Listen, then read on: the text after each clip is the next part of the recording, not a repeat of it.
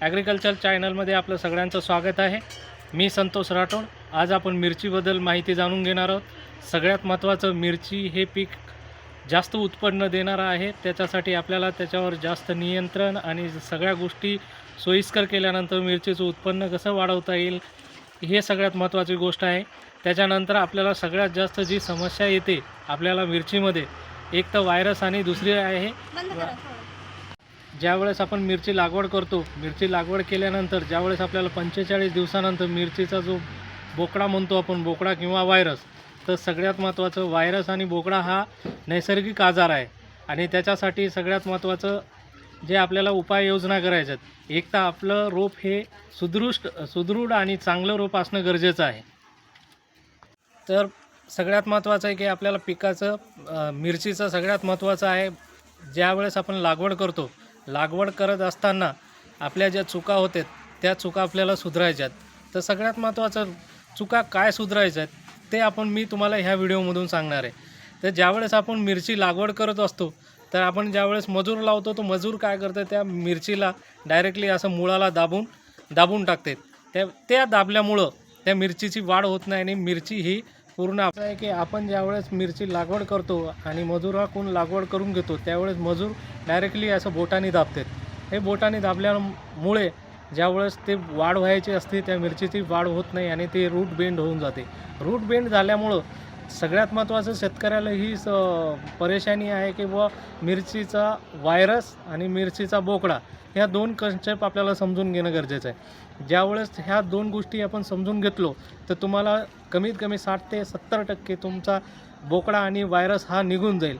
बोकडा आणि व्हायरस हा तुमच्या ज्यावेळेस तुम्ही लागवड केलेली आहे, त्याच्यामुळं तुमचा हा बोकडा आणि व्हायरस तुम्हाला 45 दिवसानंतर ज्यावेळेस तुमची फ्लॉवरिंग स्टेजला येते, त्यावेळेस तुम्हाला त्यामुळे ज्यावेळेस तुमचे फळधारणा होते, तर फळं तुमचे बारीक आणि लांब साईज होत नाही। याचं कारण एकच आहे की तुमचं ज्यावेळेस तुम्ही लागवड केलेली मिरची आहे, ती रूट बेंड झाल्यामुळं, रूट बेंड म्हणजे आपल्या पूर्ण पूर्ण बेंड झालेले असतात आणि त्याची जी अन्नद्रव्य घेण्याची क्षमता आहे ती पूर्ण बंद होऊन जाते।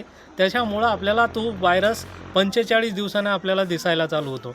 आणि त्याच्यासाठी आपल्याला जर मिरचीचे व्हायरस येऊ द्यायचं नसेल, बोकडा येऊ द्यायचं नसेल, तर सगळ्यात महत्त्वाचं मी जसं सांगेल त्या पद्धतीनं तुम्हाला मिरचीची लागवड करावी लागेल।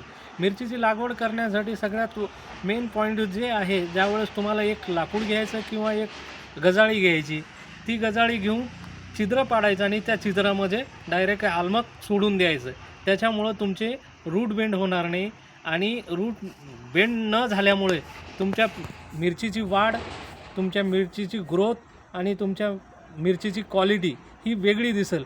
आणि तुम्हाला जर तसं काही वाटत असेल, माझ्यावर जर शंका असेल, तुम्ही एक 10 गुंठ्याचं प्रयोग करून पहा आणि त्याच्यानंतर तुम्हाला समजून जाईल की मी ह्या गोष्टी सांगितलेल्या आहेत, हे तुम्हाला सर्व समजून जाईल।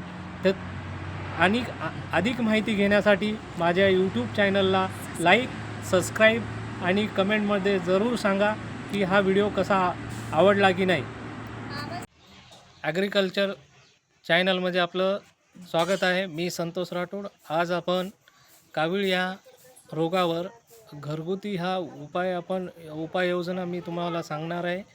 कमी खर्चामध्ये, बिलकुल न खर्चा करता, नैसर्गिक वनस्पतीच्या द्वारे तुमचा कावीळ कसलाही असला तर तो निघून जाईल, ही मी तुम्हाला 100% गॅरंटी देतो। तर तुम्हाला सगळ्यात महत्त्वाचं आहे, कावीळ पिवळा, पांढरा जो बी कावीळ असेल ते आपल्याला त्याचे लक्षणं दिसून येतात। लक्षणं एक तर तुमचं बोटाचे नखं पूर्ण पांढरं शिपट होते किंवा पिवळे होते। त्याच्यानंतर ह्या गोष्टी तुम्हाला कावीळ झाल्याचे दिसून येते। तर त्याच्यासाठी आपल्याला घरगुती उपाययोजना करायची, ते म्हणजे सगळ्यात महत्त्वाचं आपल्या नागिलीचे पानं घ्यायचे, 2 पानं किंवा 1 पान नागिलीचं घ्या।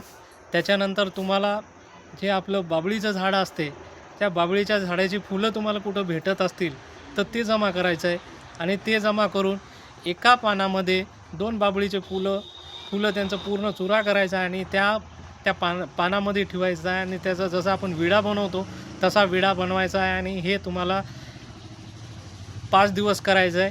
त्याच्यामुळं तुमचा कावीळ पूर्ण नष्ट होऊन जातो। धन्यवाद।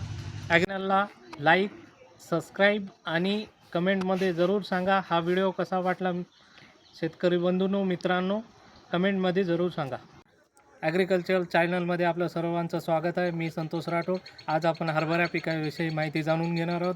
सगळ्यात महत्त्वाचं म्हणजे आपल्या हरभरा पिकामध्ये आता थोडंसं थंडी कमी झालेली आहे, त्याच्यामुळं तुम्हाला आता अळीचा प्रादुर्भाव जास्त दिसणार आहे. त्याच्यासाठी पूर्वतयारी म्हणून माझं एकच म्हणणं आहे, जी बी अळी दिसेल ती अळी घातक राहणार आहे. आता सगळ्यात महत्त्वाचं लष्कर अळीचा अटॅक वाढत जाणार आहे. त्याच्यासाठी तुम्हाला बाजारामध्ये चांगले औषधं भेटणार आहेत.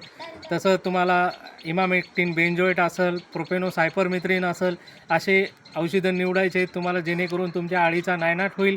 आणि फुल ब्रँचेस करण्यासाठी बायोस्टिम्युलंट हे वापरा. भरघोस उत्पन्न मिळवा. नमस्कार.